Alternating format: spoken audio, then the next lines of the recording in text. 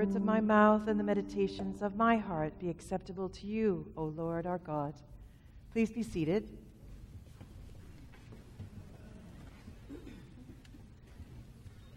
Today I'm going to preach on righteousness.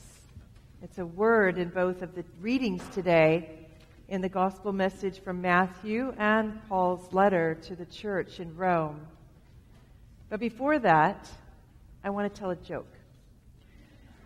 I love when sermons begin with a joke, and I think that I am often pretty gloomy up here, so I'm going to switch things up and try to make you laugh. Here we go. Working. Is that the joke? A teacher asked the children in her Sunday school class, if I sold my house and my car and had a big garage sale and gave all the money to the church, would I go to heaven?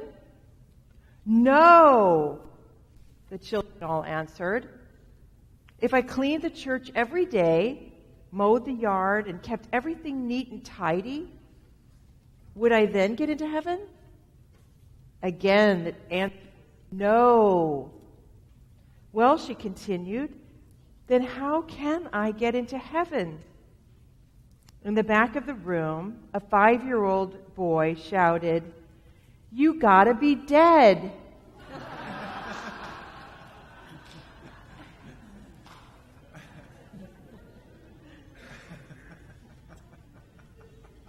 So, righteousness. What the heck is righteousness anyway? What does it mean to be righteous? In the gospel reading from Matthew, we heard that whoever welcomes a righteous person in the name of a righteous person will receive the reward of the righteous.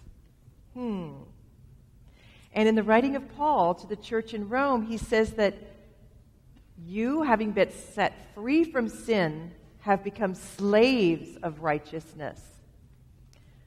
According to Google, righteous is morally right or justifiable and virtuous.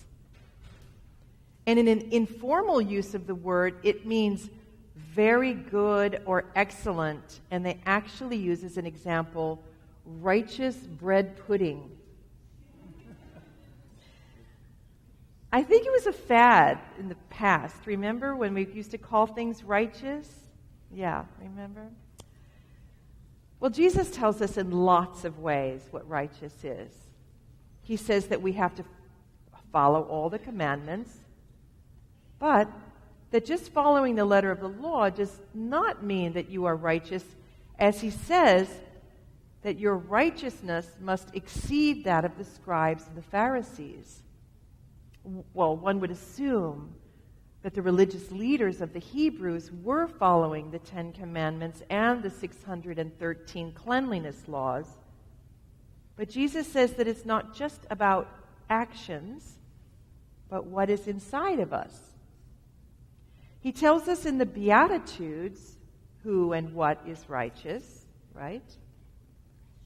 And he tells us very clearly what to him are the 2 most important commandments, which of course we all know by heart.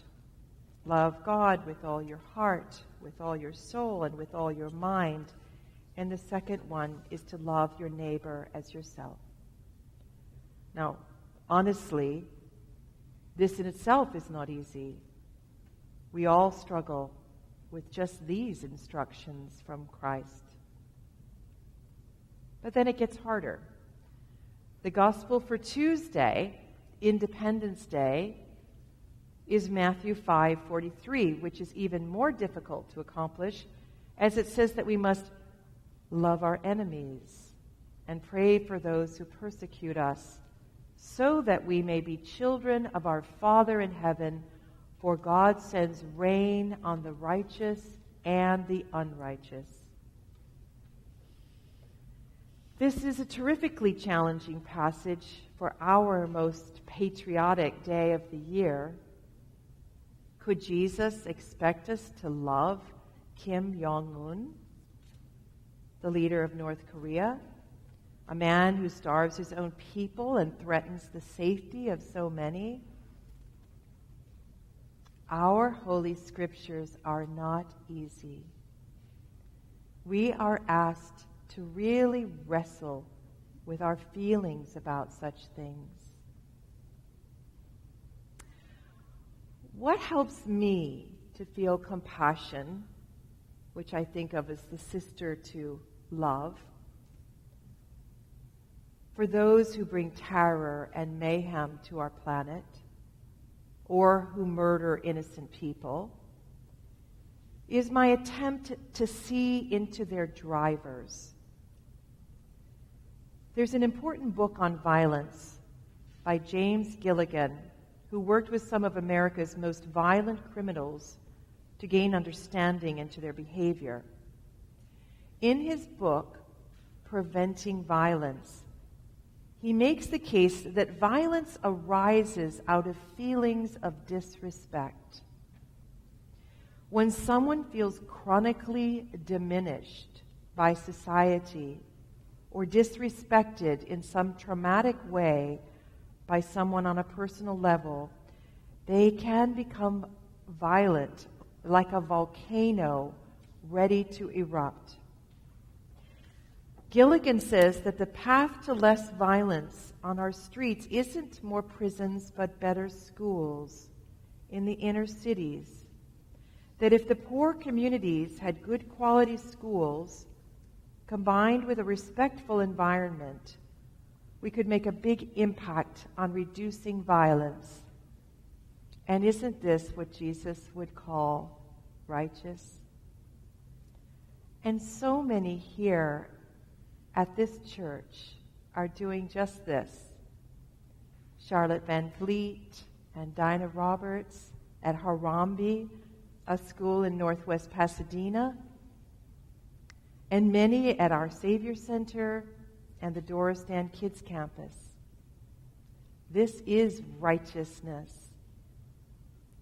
An excellent example of righteousness was what our Gabe Velasquez Reyes did this week with some of our youth. He took them on a week of mission work, including serving a meal for the homeless at Midnight Mission. And when I ran into them at the Cathedral Center, they had just come from an immigrant detention center where they heard stories from the youth there. The stories moved them to tears. Righteous Gabe, way to develop compassion for the human family, the family of God. Paul tells us to be freed from sin and slaves of righteousness. Freed from sin might include anything and everything that gets between us and God.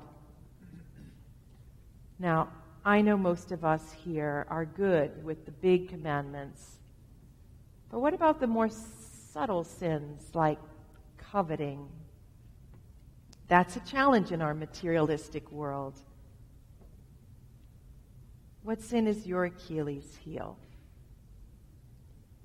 I know for many of us, judging is a sneaky sin that we struggle with. Is gossip something you indulge? How about anger? Paul even calls us to be enslaved to God. What an audacious concept. And what might that mean to us? Well, certainly to obey God. Certainly to listen and seek to please God. It might mean, once and for all, to put God in the center of our lives. As John the Baptist says, I must decrease, he must increase. It seems that we must let go of our self-absorption so that we can make room in our cluttered brains for God.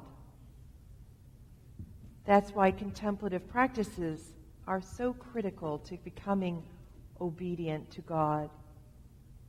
In the stillness, we make room for God. We invite God into ourselves. We say yes to God and to God's healing action.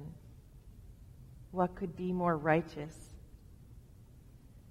As we approach Independence Day, how might you become more free? Free of sin that might be keeping you from being a slave of righteousness? What might you let go of that holds you back from becoming enslaved to God? What would it look like to be more righteous? Amen.